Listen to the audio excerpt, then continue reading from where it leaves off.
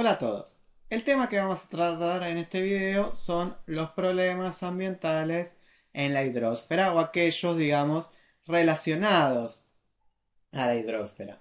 Lo decidimos separar de esta manera para entender los cuales afectan directamente un medio, aunque en realidad no solo es de la hidrosfera, sino que es obviamente del conjunto del sistema Tierra, ¿sí? Pero cuáles son aquellos particularmente que afectan en primera instancia a esa esfera de la Tierra y que después entonces se replican claramente a las demás. Como vamos a ver, mucho va a tener que ver con la cuestión de la acción biológica, ¿sí? Pero principalmente nos enfocamos en el ambiente en el cual sucede.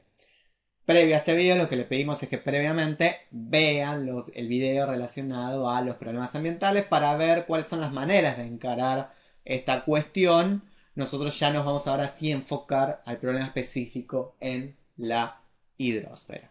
¿Qué vamos a considerar hidrosfera? O sea, toda superficie de agua más bien en estado líquido, ¿sí? ¿Por qué? Porque el estado líquido permite. En estado líquido es donde se producen generalmente la mayor parte de los procesos biológicos, entonces allí es donde se encuentra un cierto dinamismo que por ahí en estado sólido no. Vamos a enumerar entonces como fuentes de agua dulce, ríos, arroyos, aguas subterráneas.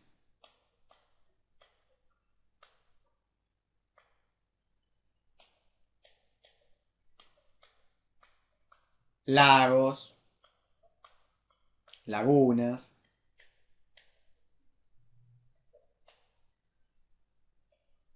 y después como agua salada, digamos agua líquida pero con una salinidad ya mayor, podemos mencionar a los mares y océanos.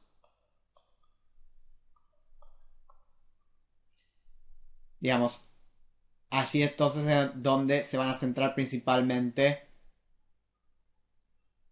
los problemas ambientales. Vamos a enumerar principalmente problemas ambientales relacionados a la contaminación. ¿Cuándo se produce contaminación en un cuerpo de agua o en un curso de agua? Imaginemos un curso de agua, cualquiera sea este.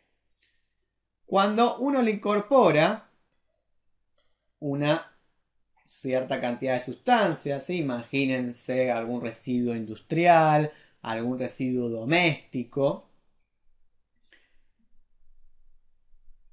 Ese lago, por su propia capacidad de los microorganismos, por la propia disolución del agua, va a descomponer y a quitar de alguna manera esas sustancias que nosotros le ingresamos. Mediante propios procesos físicos y químicos, va a ser entonces, va a generar una descomposición y una degradación de eso. ¿Sí? Vamos a anotarlo aquí, descomposición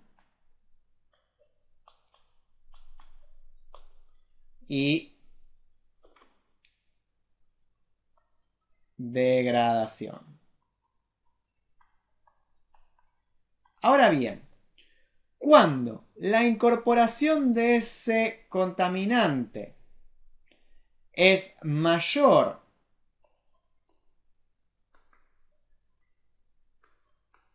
a la capacidad de ese lago para descomponerlo y degradarlo, entonces estamos ante un potencial problema ambiental.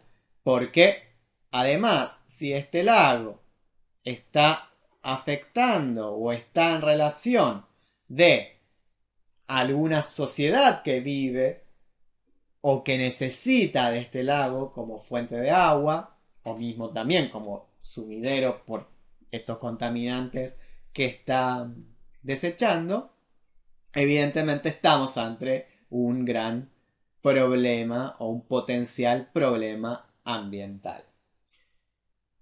¿Cuáles son entonces los distintos efectos que se pueden causar, por ejemplo, en el agua mediante los distintos agentes que son incorporados? Por ejemplo, Si hablamos de la presencia de sólidos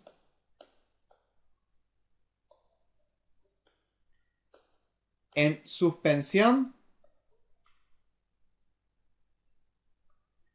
¿cuál es el efecto que va a causar los sólidos en suspensión? Una disminución del oxígeno. ¿Debido a qué? A la disminución de la actividad fotosintética de las algas o del fitoplancton que se encuentran en ese cuerpo o curso de agua. Otro agente que también causa este mismo efecto es, por ejemplo, la presencia de ciertos tipos de grasas y aceites en el agua. También van a causar una disminución del oxígeno. Pero acá el efecto sí es distinto. Hagamos, por ejemplo, un corte transversal de un río o un cuerpo de agua. Bien. Imagínense que este es el curso de agua. Aquí está el agua de ese río o lago. La oxigenación o el intercambio gaseoso aquí se da entonces entre la atmósfera y la hidrosfera. ¿Bien? Cuando, por ejemplo, se encuentra esta capa de grasa o aceite sobre la superficie, ¿qué es lo que va a causar? Que este intercambio, claramente, se interrumpa. Bien, entonces se provoca una disminución del oxígeno disuelto. Otro efecto que uno al principio podría considerar que es bueno, pero el efecto es totalmente negativo, es la eutrofización.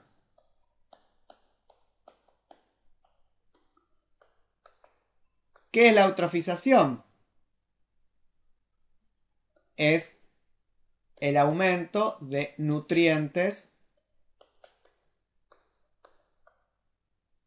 en ese cuerpo o curso de agua.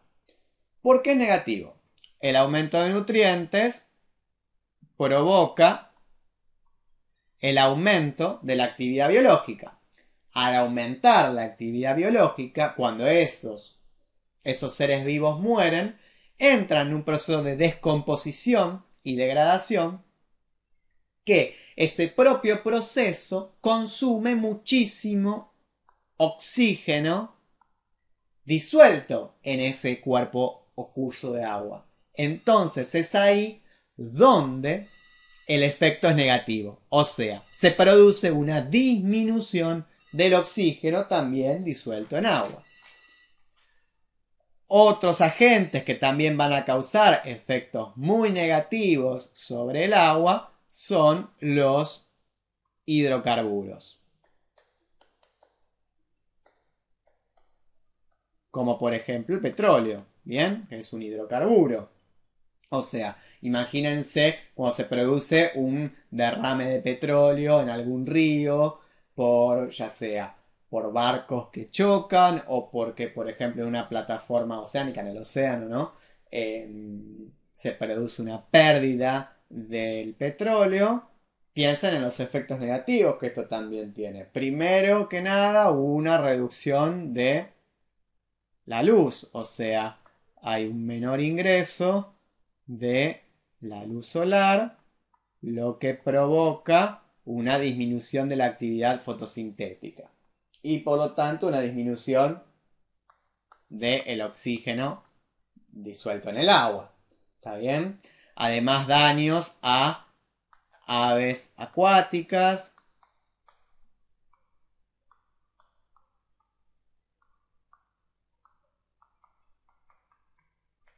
y otros efectos también negativos, muy negativos para todo el ecosistema que se ve afectado por la presencia del hidrocarburo en superficie.